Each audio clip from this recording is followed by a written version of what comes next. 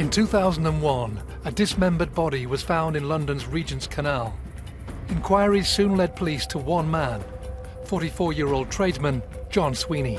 He didn't have any particular geographic base. He didn't have any particular emotional base. Sweeney's life was dominated by violence and controlling behaviour. He had the axe over his head ready to finish me up. I put my hands over my face and shut my eyes ready to die. She told the sister that if anything ever happened to her, it would be John Sweeney that had done it, and he would leave nothing left behind. Despite going to extreme lengths to conceal the evidence of his crimes, he celebrated the savage attacks on his victims in his artwork. They found a most extraordinary array of artwork and poetry of the most dark and sinister nature, which gave some indication of his mentality. His actions would lead British and European officers on a large-scale hunt for evidence, in a race to convict him before he was free to strike again. In the last 25 years, I struggle to think of a more dangerous man that has ever come before a court in this country. I think without doubt he's probably one of the most cruel individuals I've ever had the misfortune to come across.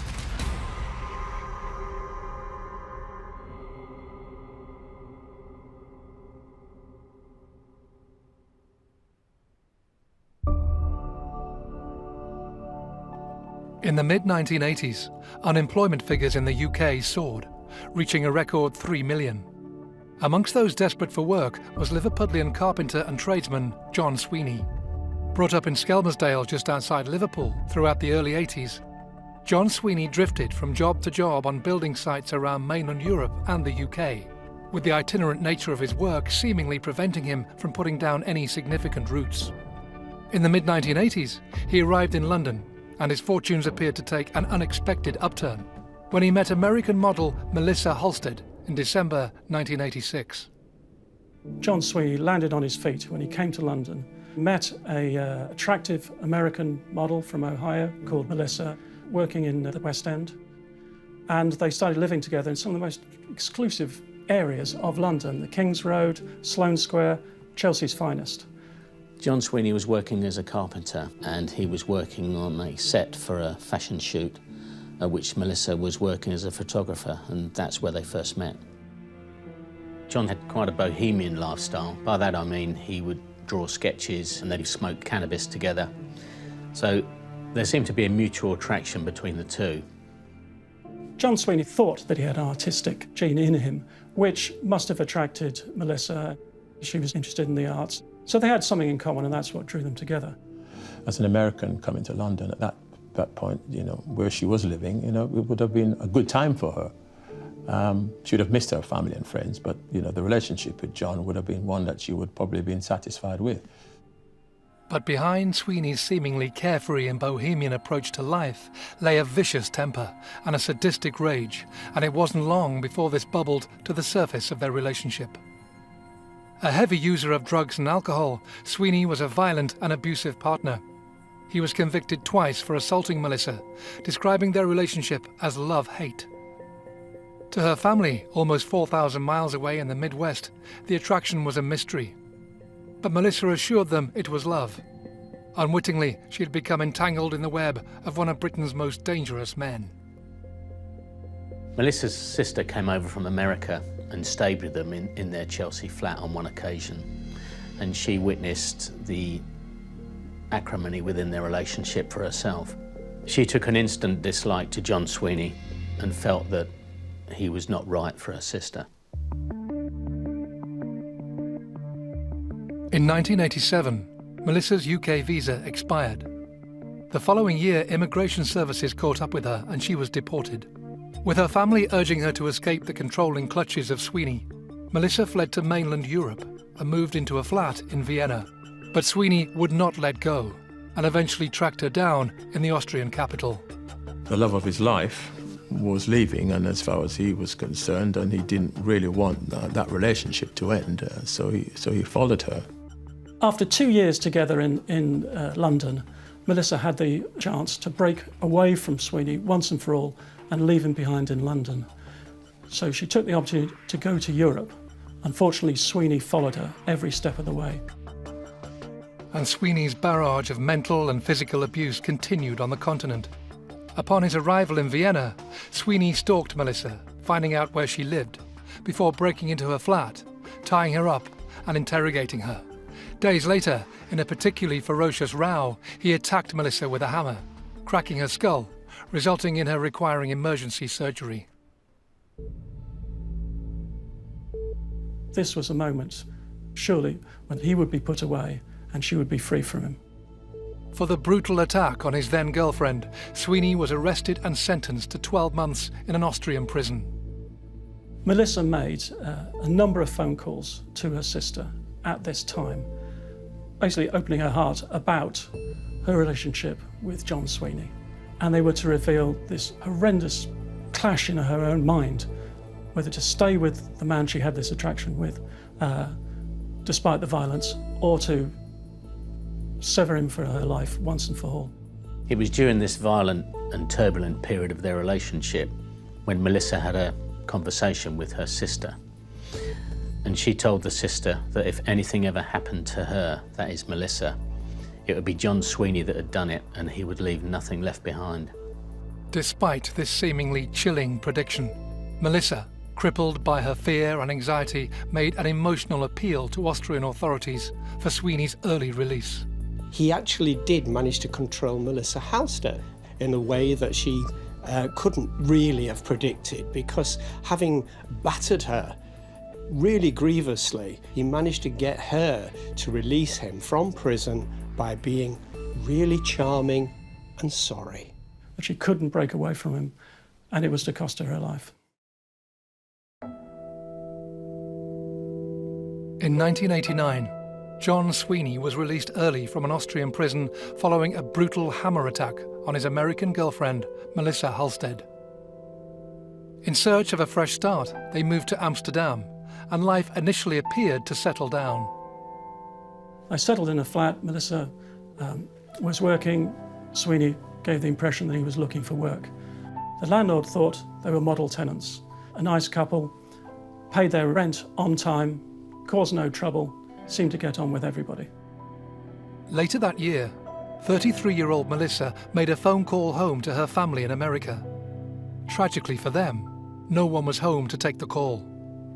What they couldn't have realized was that it would be the last time they would hear from their daughter. Although Melissa was many miles away from her family, she would always make sure that she would contact her mother on her birthday, and that would have been sometime in November of each year, which she did on the last occasion that she contacted the family, and she left a message on an answer phone to her mum, basically, wishing her a happy birthday. Hi Mom, it's Melissa. I just called to wish you a happy birthday. I'm going to be getting a fax machine sometime soon, so I'll call and be able to leave that number with you anyway.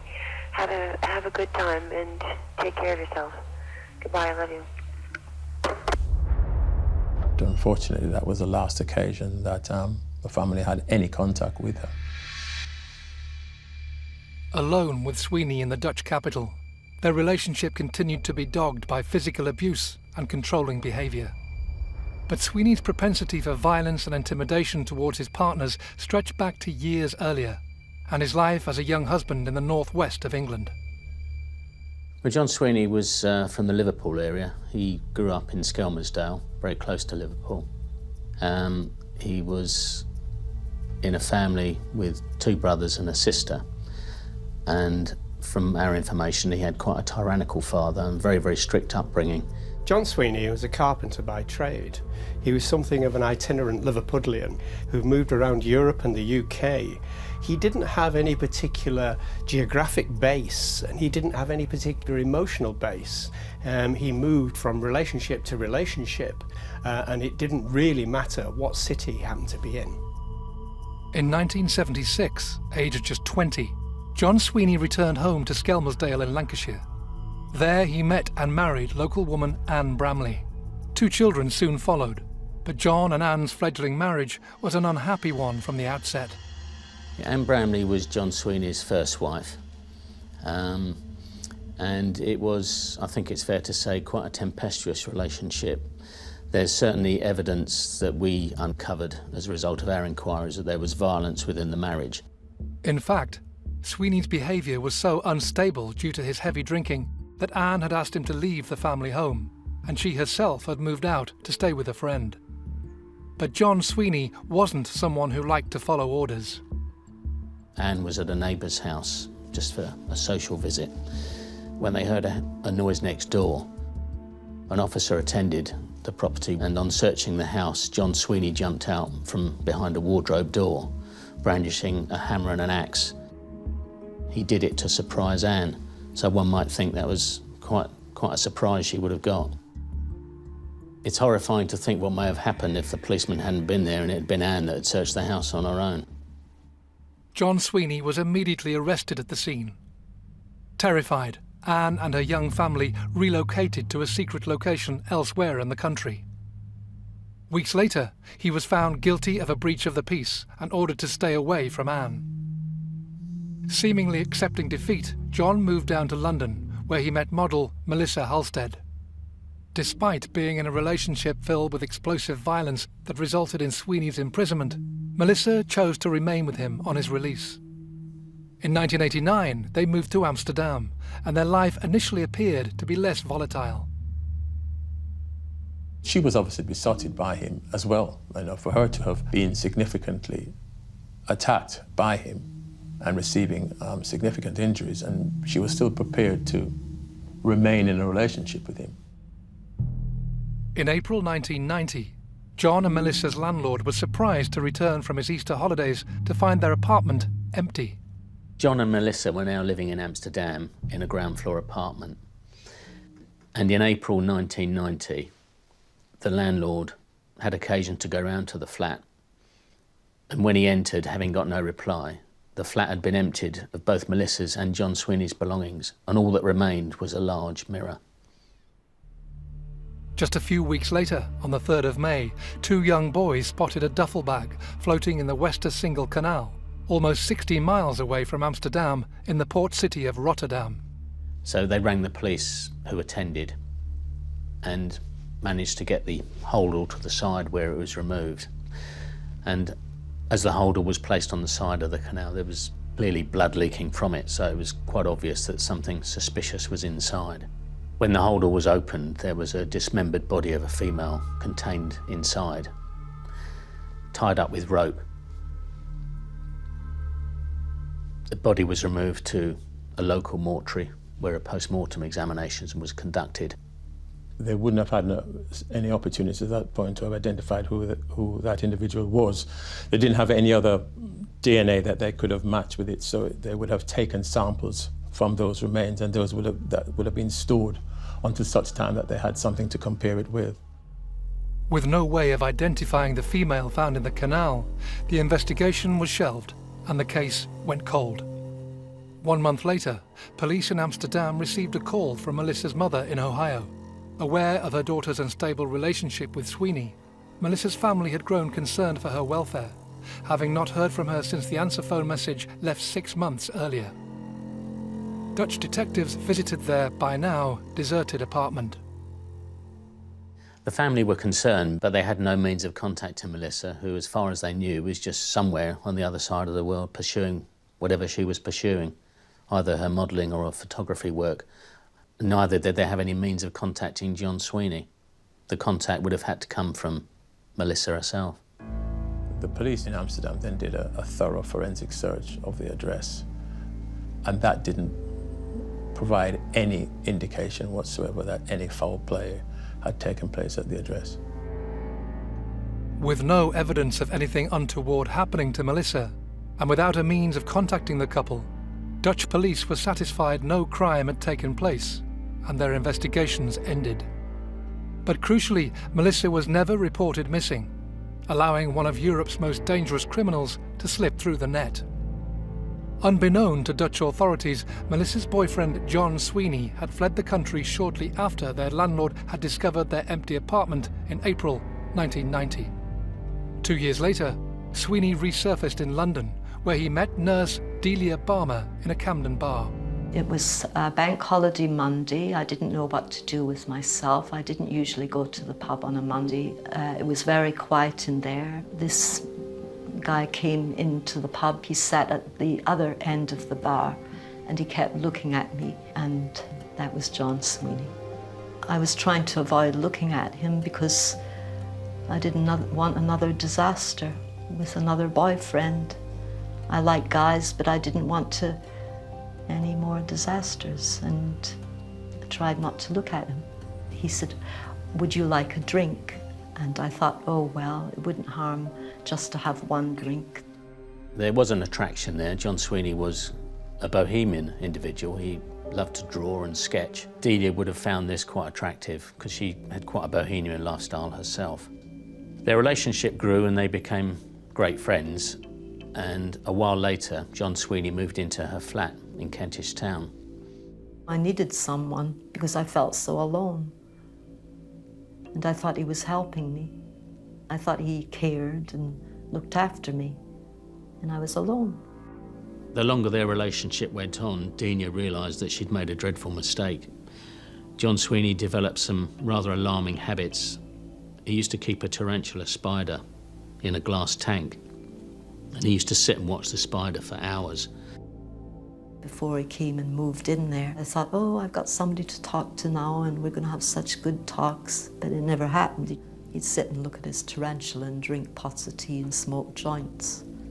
And it wasn't long after moving in together that Sweeney's violent and controlling personality began to reveal itself. I wasn't allowed out of the flat without him. He was there all the time. He would even follow me to the bathroom and watch me go to the toilet. I thought, even if I think, he will know what I'm thinking. No, I blocked my mind, tried to anyway, because I just knew I was in danger. After 2 years of a psychologically exhausting relationship, Delia finally found the courage to ask Sweeney to leave the flat. Spurned by rejection once more, Sweeney stalked the flat and pounced on Delia. He had ropes there ready, and he grabbed my arms and he put me back and tied my wrists to the bed. So I was tied to the bed all night long. And he ranted and raved and he had my kitchen knife and his gun hidden nearby. I felt like I was in a padded cell with a complete maniac. Panicked that Delia's work colleagues might raise the alarm if she failed to arrive for her shift, Sweeney decided to allow Delia to return to work. Living in fear, she decided not to report the incident. Escape was not an option. I thought about how can I get out, but I thought there's no way. If I try to escape, something is going to happen. Days after tying Delia to the bed, Sweeney announced that he was returning to Europe for work. Relieved, Delia changed the locks. A move that enraged Sweeney. I creeped into the flat, always afraid that somehow he may still be there. I opened the door to the flat, but I was wary all the time. The door flung open, he came out, he says, "What did you do that for?" He stuck his fingers down my throat and he says, "Are you going to stop screaming?" And I'd already stopped. I thought, this is it. The knives are in here. Once again, Delia found herself held hostage in her own home. This time, her work colleagues were concerned for her welfare and contacted the police. As a result, the authorities visited the flat. The police came. He wouldn't answer, but in the end, he's saying, "Just go to the door and tell them everything is all right, and as soon as we've stopped talking, I'm leaving." I stood up, walked to the door, felt his presence behind me, opened the door, and I rushed out of the door, out into the street. John Sweeney was arrested for various offences, including assault. When he was removed from the flat by police, Delia pointed out his belongings, and officers behind the bath panel found what can only be described as a killer's kit bag. Contained within it was a tarpaulin rubber sheet, lengths of rope, surgical gloves, and rolls of duct tape. All the things you might need if you were clearing up after a crime scene. John Sweeney was now safely behind bars, awaiting trial for a terrifying assault on Dilia Barmer after holding her hostage in her own flat. But in a cruel twist of fate, he was about to be released back onto the streets. As it got towards the end of December 1994, with Christmas approaching, there was an amnesty. Prisoners in custody for certain offences could be released, which would mean they could spend Christmas at home with their families. One such person who benefited from this amnesty was John Sweeney.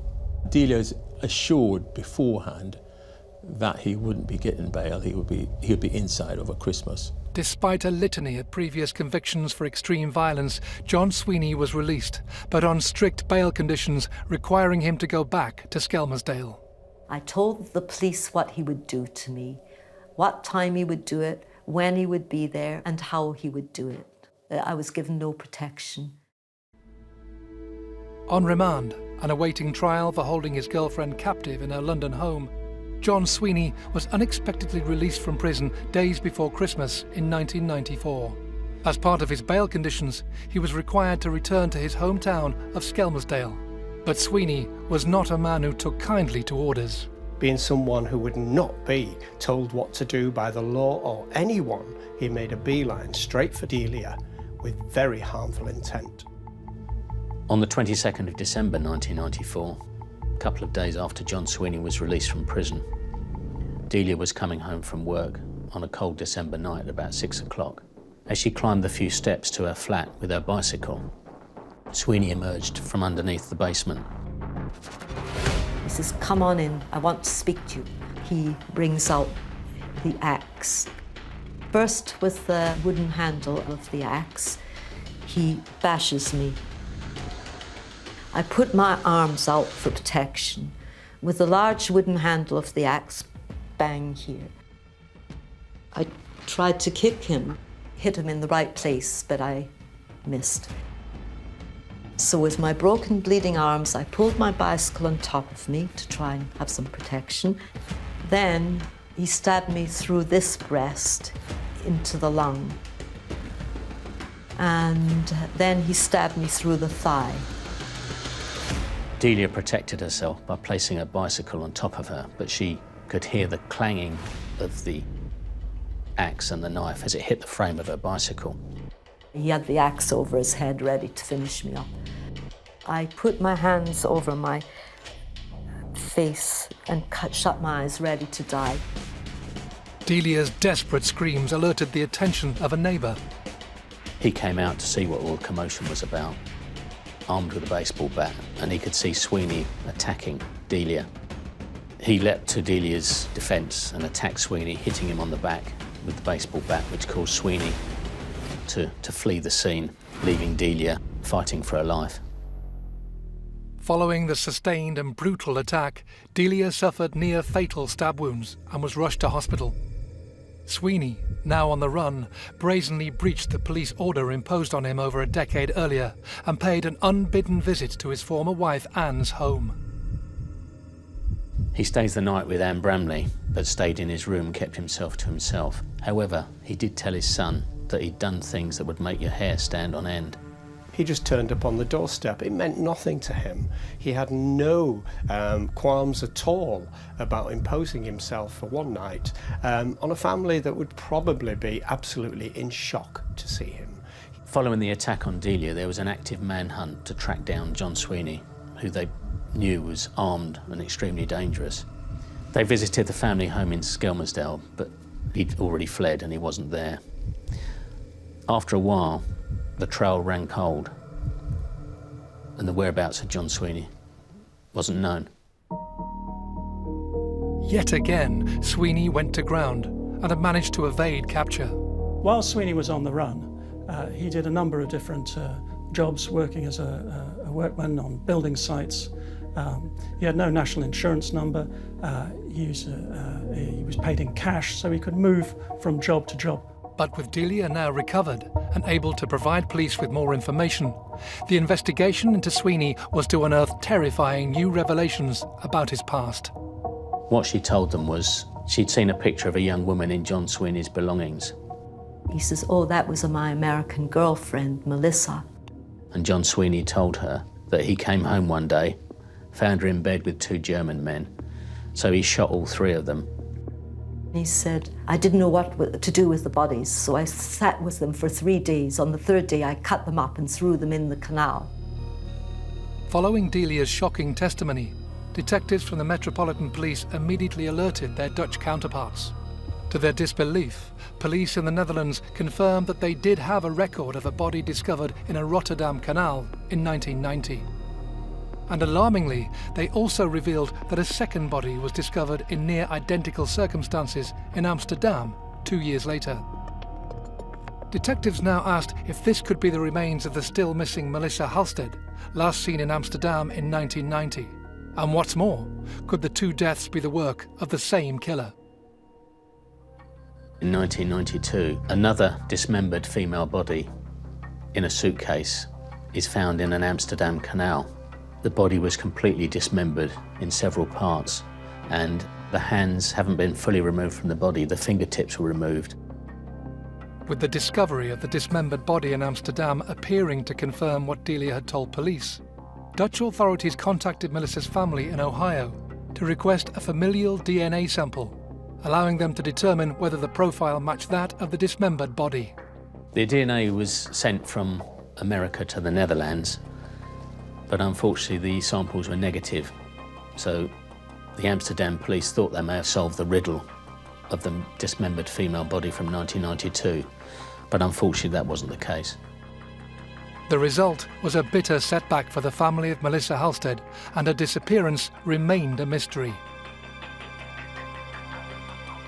In February 2001, 6 years after John Sweeney's brutal attack on Dilia Barmer, and in a macabre reminder of events in Holland a decade earlier, 3 young boys fishing on London's Regent's Canal made a harrowing discovery.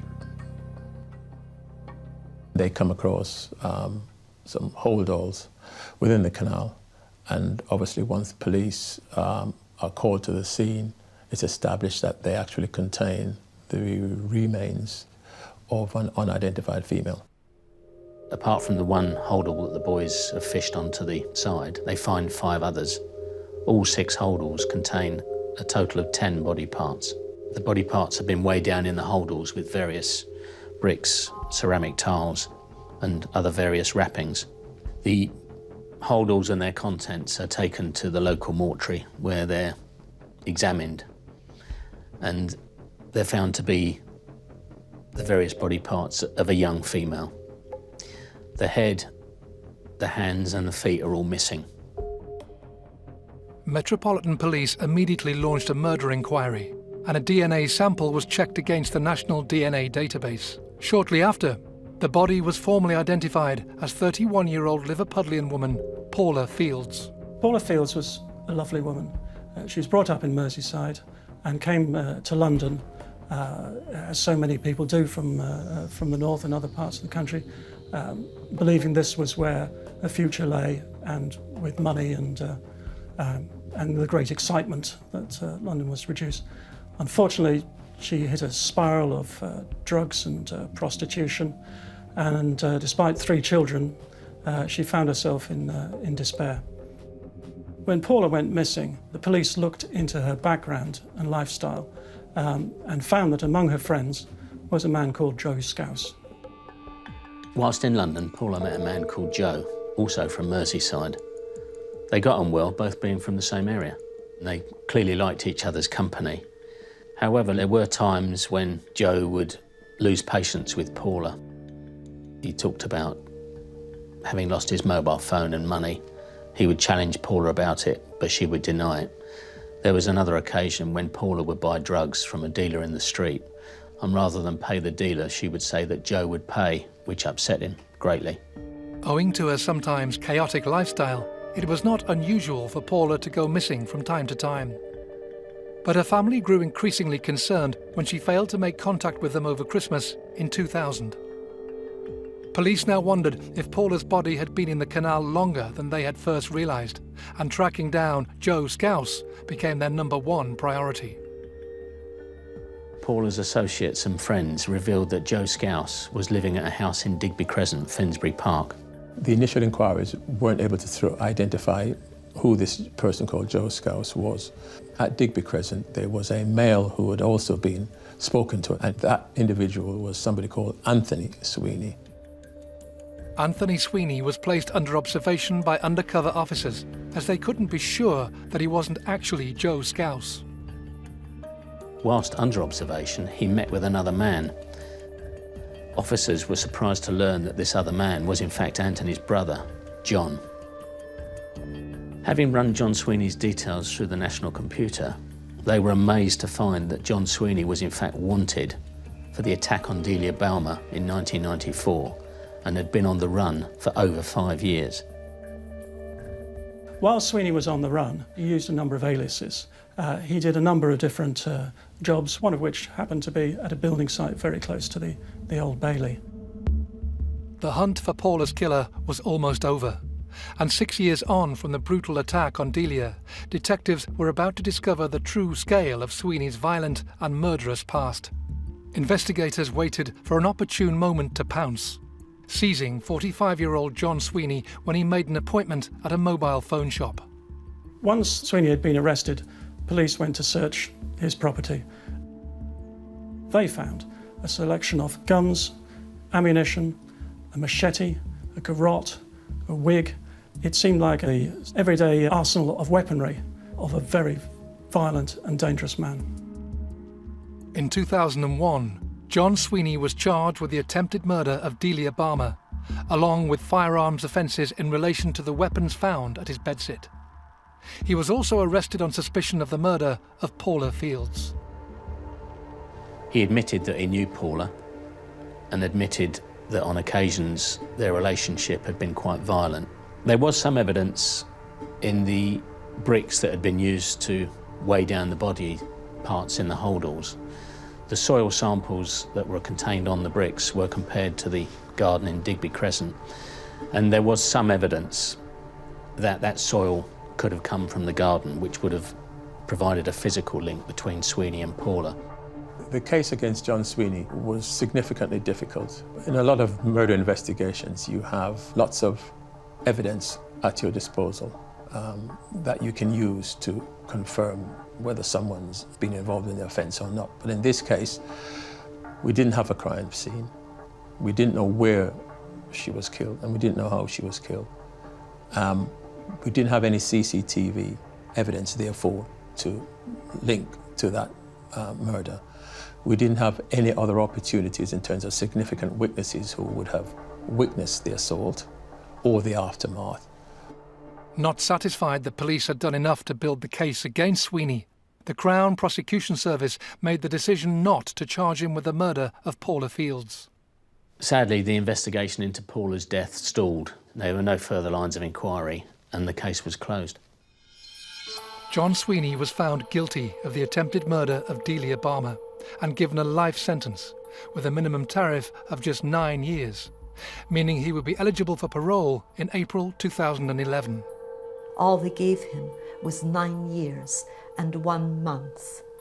After all the hell I had been through, and I'm the one who's being punished. I've got this pain, scars, everything for the rest of my life. As police began piecing together who exactly John Sweeney was, they searched a number of properties in London and Liverpool, as well as his jail cell at Gartree Prison in Leicestershire.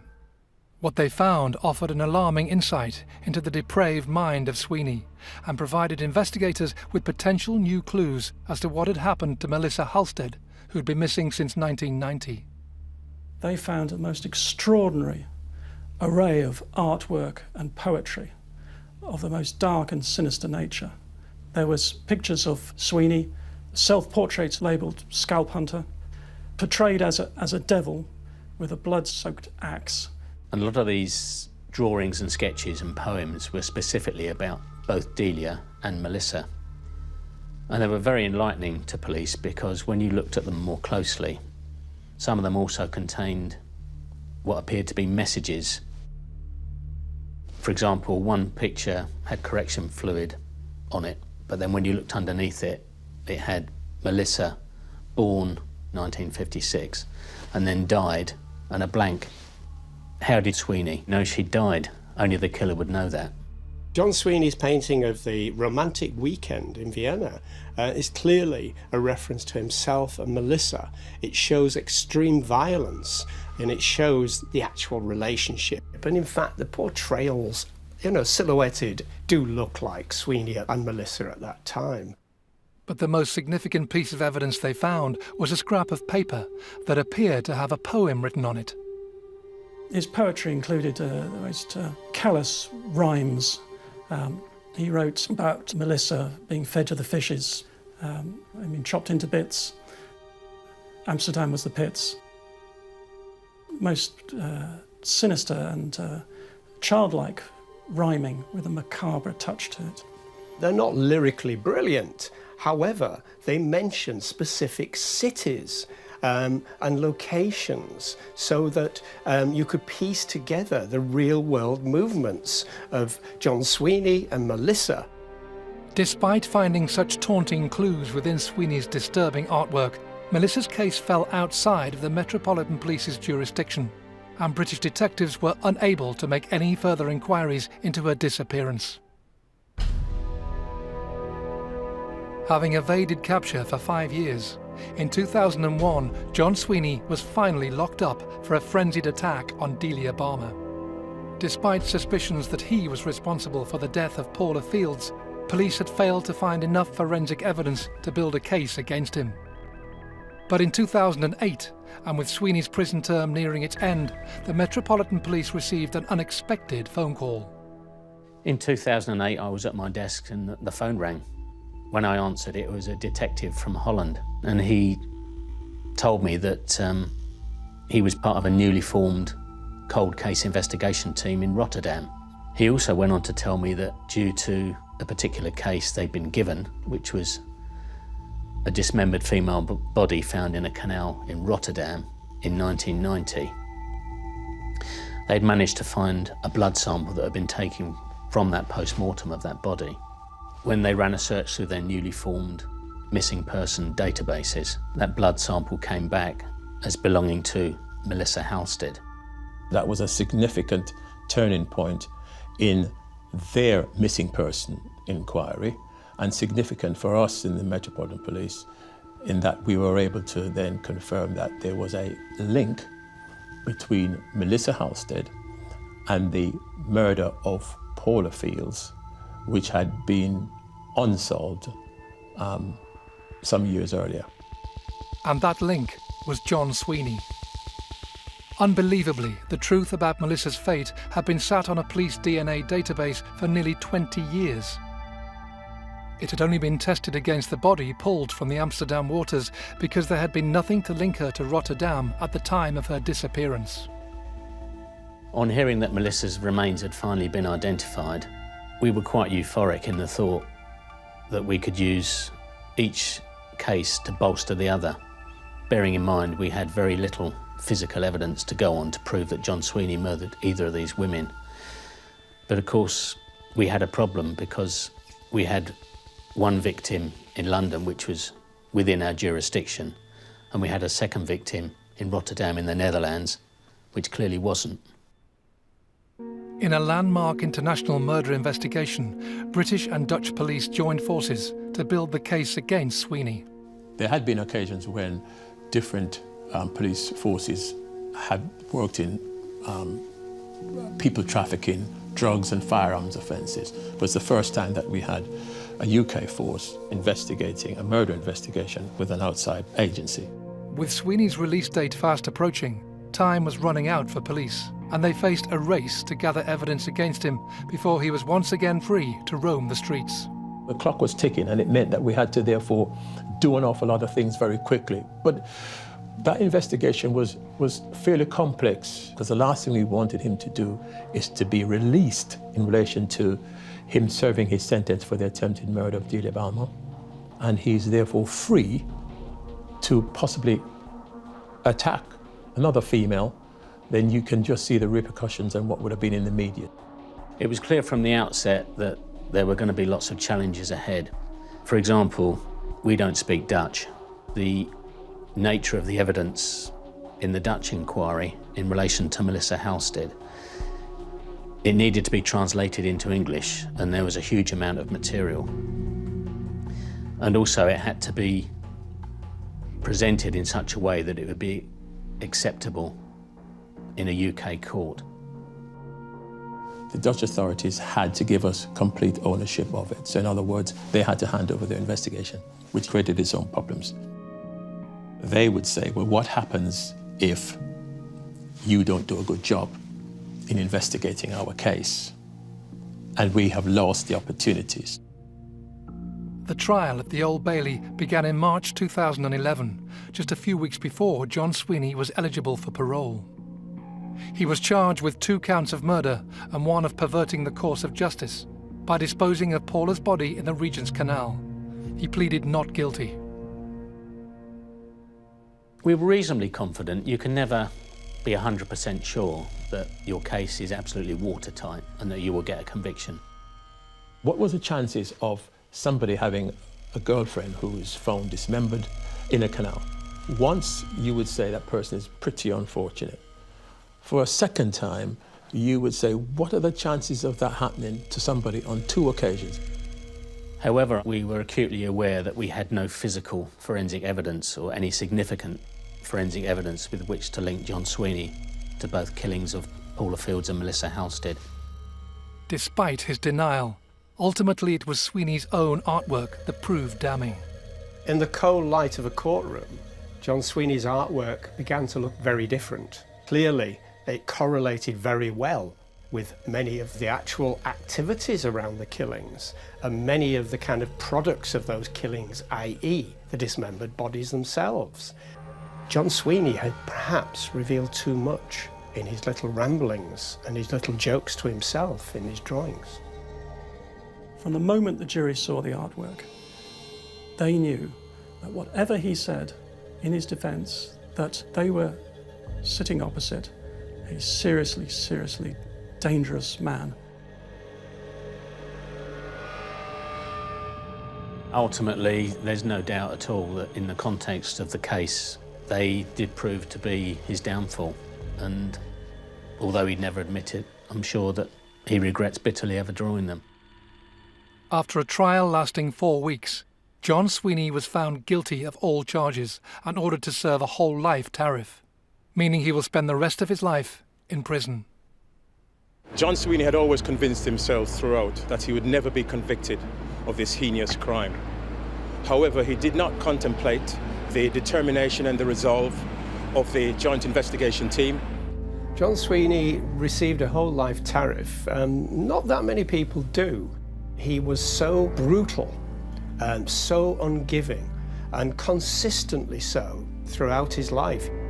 It's never right to say that you're happy when a person is convicted. I think the word is satisfied, that the culmination of all our hard work and the hard work of our Dutch colleagues had all been supported by the jury in reaching that verdict. But I think most of all I was satisfied for the friends and the family of both Melissa Halstead and Paula Fields. We know she is never coming back, and we never said goodbye. We hope to God that John Sweeney will never be released. It must be very upsetting and distressing for both families to know that certain body parts are missing and will probably never be found. But I think this really shows the control and the contempt that Sweeney has shown over his victims. Whilst John Sweeney is now behind bars, some detectives believe he is responsible for more, as yet unsolved crimes, and that he may have killed others. And as John Sweeney contemplates a life behind bars, I would like to assure him that this investigation will continue as we seek to identify and trace other possible victims within the UK, Holland, and across Europe. It could be wide of the mark. I take the view that he's probably done others, but I think he'll take that to his grave. He's shown no remorse or sympathy for his victims. And I think without doubt he's probably one of the most cruel individuals I've ever had the misfortune to come across. In the last 25 years, I struggle to think of a more dangerous man that has ever come before a court in this country. There's no such thing as justice. I'm the one in pain. I'm the one with the scars. There's no such thing as closure.